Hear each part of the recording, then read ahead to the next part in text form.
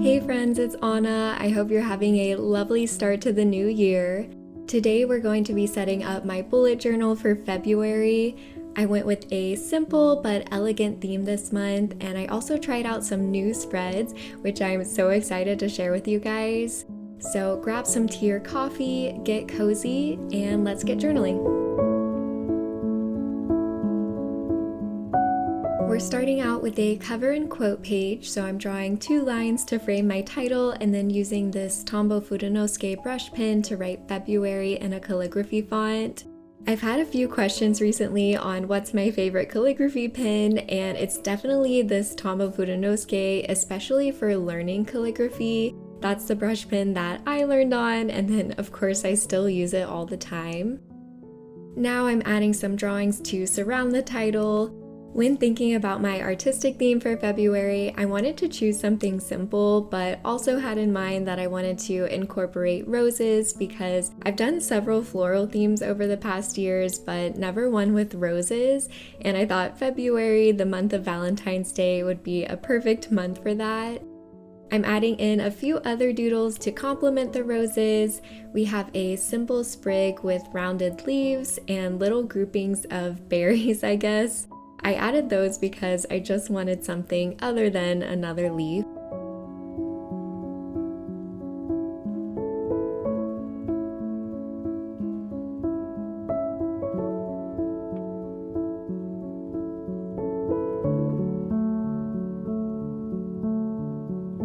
I'm flipping my journal around and I'm going to draw pretty much the same design on the bottom to give the effect of these florals sprouting up and down from the title.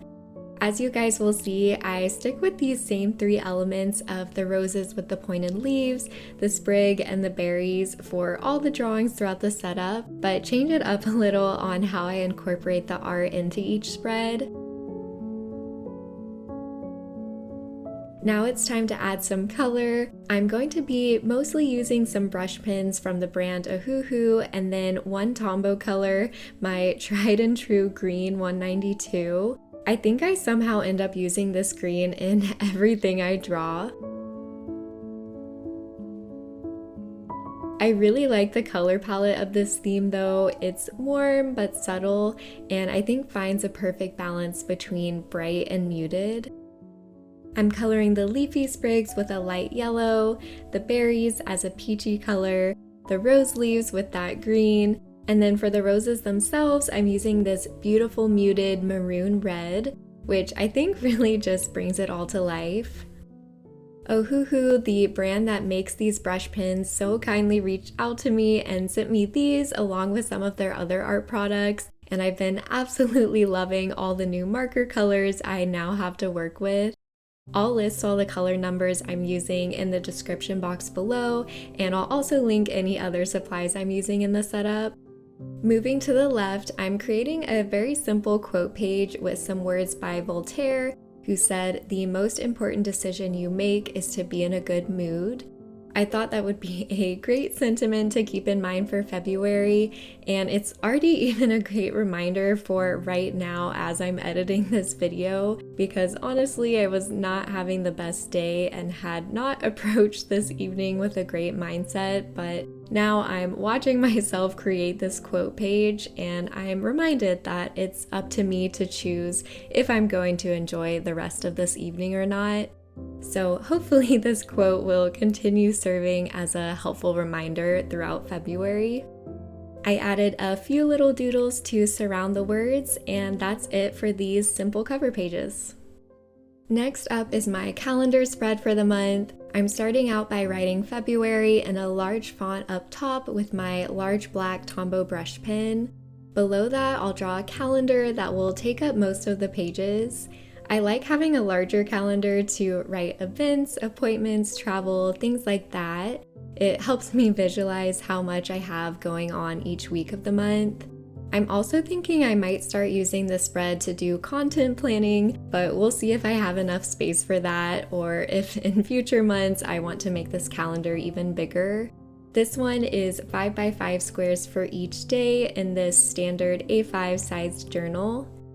I added some color as a backdrop for where I'll write the dates and stamp the days of the week up top. I accidentally stamped some of the letters above the wrong columns, so I'm using some good old-fashioned whiteout to correct that. And then I'll go back to my Sakura Micron fine liner to write the dates in each box. I initially forgot that this year is a leap year, so I'm adding another box for the 29th of February. And that's it for the functional part of the calendar. To decorate the spaces on the sides, I'm going back to those same 3 drawings of the roses, round leaf sprigs, and berries. I thought it would look fun to scatter them across the pages, almost like it's a wallpaper or washi tape pattern. As you guys have seen, these drawings are in a very simple art style. This is definitely a beginner-friendly and time-friendly setup.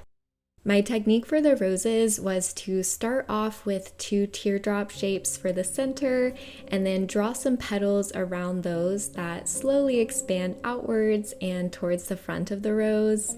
You can draw roses or any florals in general, anywhere from very simple to extremely complex, and my goal for the art in my bullet journal is usually to find a style that isn't too busy or detailed that it would distract from the functional parts of the spreads or take forever to draw, but still looks delicate and beautiful and not too cartoonish, if that makes sense to you guys.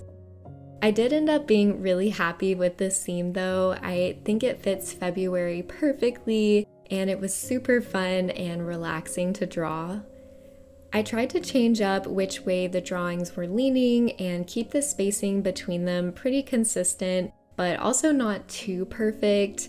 I think it looks a little more natural and visually appealing if it's not too uniform. When I was sketching this out in pencil first, I started out with drawing only the roses and then went back and added the sprigs, and lastly filled in the leftover spaces with the berries. After adding in the color, it really does kind of look like a vintage floral wallpaper design, but I actually really like that vibe.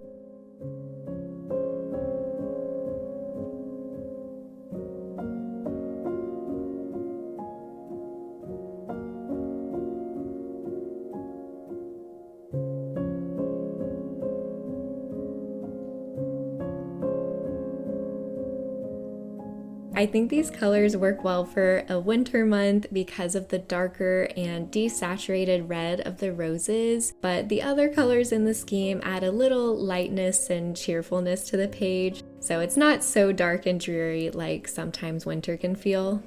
You might notice I'm not being that careful when coloring the drawings in. Something about the color and the fine liner being slightly off I like. Maybe it goes back to that more natural look when things aren't too perfect. I thought the title did look a little plain at the end here, so I'm adding a drop shadow with the yellow, and then I'll trace over that shadow with my fine liner to make it stand out even more. And there's our final calendar spread.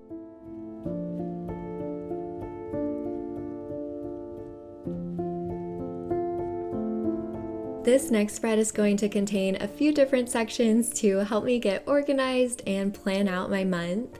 I'm titling it Notes for February using my hard tip Fudenosuke brush pen so I can get the calligraphy font a little smaller. And then I'm going to start drawing a bunch of boxes to encase the title and the different functional sections of the spread. I started using this format in 2023, and I feel like this has become one of the more essential spreads to my monthly setups. I am actually going to tweak it a little bit this month though, so we'll see how these changes go for me. Now that I'm done dividing up the page, I am stamping out the title of each section with my alphabet stamp set. The first 2 boxes on the left are the same as normal. The top box is for intentions and the bottom box will be for tasks. Intentions are a way for me to frame my priorities and mindset for the month, so they aren't specific tasks to cross off a to-do list, but general statements about what I want to focus on that month. It could be that I want to try out a new work schedule or that I want to prioritize sleep, which is actually an intention I am planning on writing for February. And as you'll see on the next page, I am even creating a new spread to go along with that. The box below is for tasks, so these are the specific to-dos I want to cross off my list in February. And then on the right page, the top space is for annual goals, and this bottom box is just for decoration, so I'm filling it in with our floral doodles. The annual goals is the new section I'm trying out for the first time this month. I usually use this space for reflections, but I decided to move those to the end of the month after all my weeklies. If you saw my 2024 setup, I created a spread for 10 major goals I have this year, both professional and personal. And since they're annual goals, they're pretty big and expected to be done over long periods of time. So I thought it would be helpful to write down any incremental steps I want to take towards my annual goals this month. I think that will really help me stay on track if I'm routinely checking in with those goals and making plans for them each month. So I'll definitely keep you guys updated on if I like this addition to this spread. I'm now adding the final drawings to the top of the page within the box framing the title. I got this idea to draw the florals encased in boxes from a recent video by Art and Bujo's. I'll link that video below if you want to check it out, but I thought that layout would work really well with the art I'm using for this theme. I changed up the roses a little bit so that they're no longer stemmed, but just have 2 leaves on either side. I also added the doodles to each of the bottom right corners of the spread sections just to add some visual interest. And I ended up really liking how this spread looks. This next spread is another new addition to my monthly setup, and it's actually replacing my typical habit tracker spread. I decided that the habit I really wanted to prioritize above all else this month was going to bed on time and waking up on time, and by extension, staying on track with my morning routine and beginning work by my target start time. So instead of doing my typical habit trackers and having sleep just be one of them, I decided to put all my focus in one thing and do a dedicated sleep log. I'm starting with the title up top, and I love that design of the florals being encased in a box around the title. So I'm creating that same pattern, and I use my alphabet stamp set to stamp the title this time.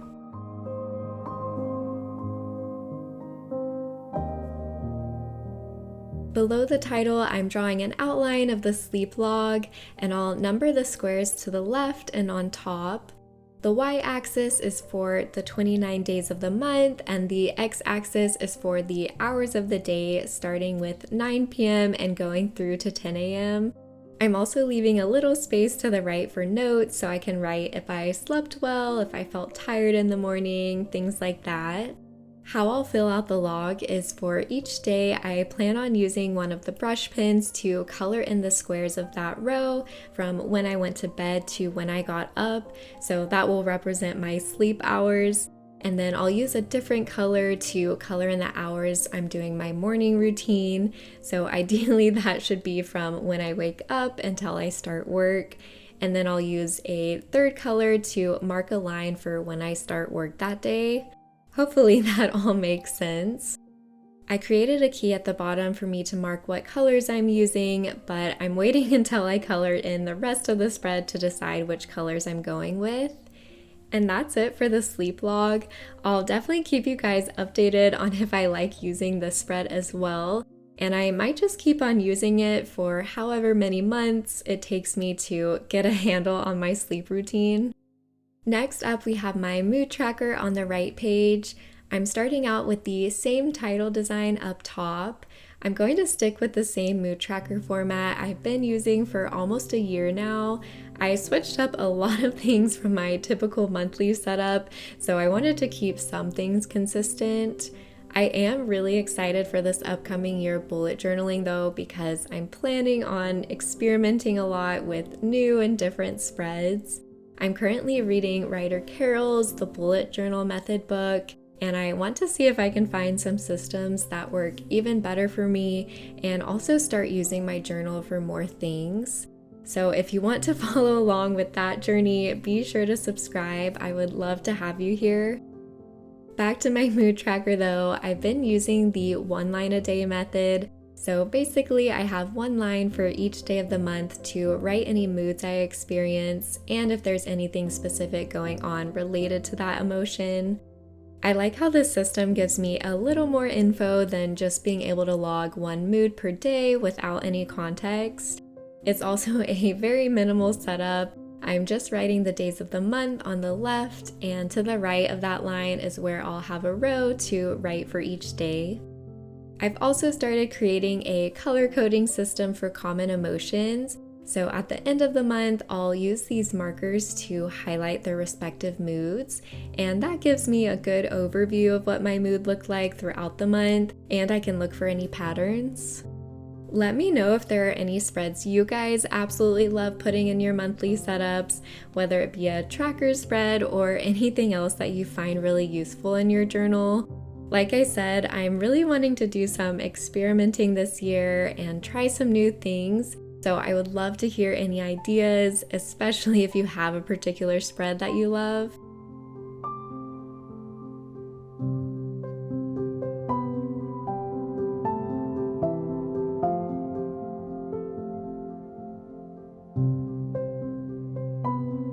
The final spread of this setup will be my first weekly for February.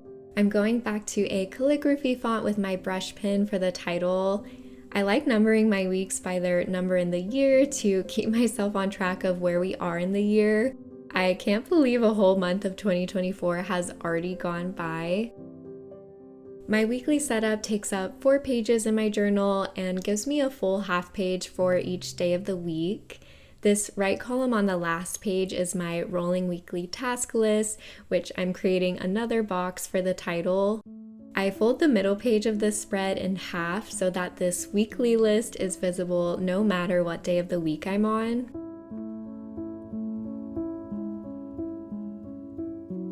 I'll use my alphabet stamp set to stamp the days of the week and the dates at the top of each column.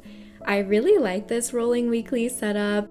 The rolling task list on the last page is where I write any tasks that need to be done this week, but not necessarily on a specific day. Whenever I'm planning out my week, I start with that list. This is also when I'll reference my notes for February spread, so I can pull any monthly tasks I want to assign to this week. And of course, when looking at those pages, I'll also be reminded of my monthly intentions and what I'm supposed to be working on for my annual goals. The other thing I fill out at the very beginning of the week is any appointments, meetings, events, travel, etc. on the daily columns. Anything that has a set time should be already filled out at the beginning of the week, and then at the beginning of each day is when I do the rest of my planning for that specific day. To finish off the spread, I'm adding some more drawings.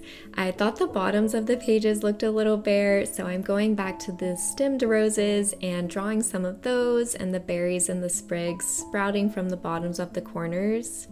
And then I drew some outlines around both of the titles so I could use that same design of drawing all the little doodles inside the boxes with the titles. I love how when you choose a theme for a monthly setup, you get so much practice for drawing that particular art or design. I really feel like I could draw these roses in my sleep now.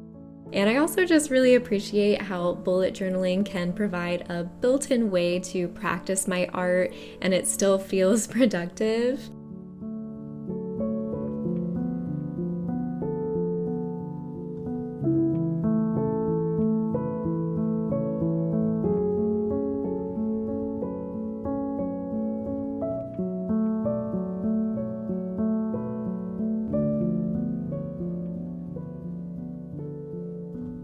The last step is finishing up this title and adding some color, and that completes my February bullet journal setup. Let's do a final flip through. I love how this setup turned out, especially for how simple it was, and I'm also really excited to see how I like some of these new spreads. I hope you enjoyed this setup as well. Let me know if you liked the rose theme in the comments. Thank you guys so much for watching, and I'm wishing you all a wonderful February.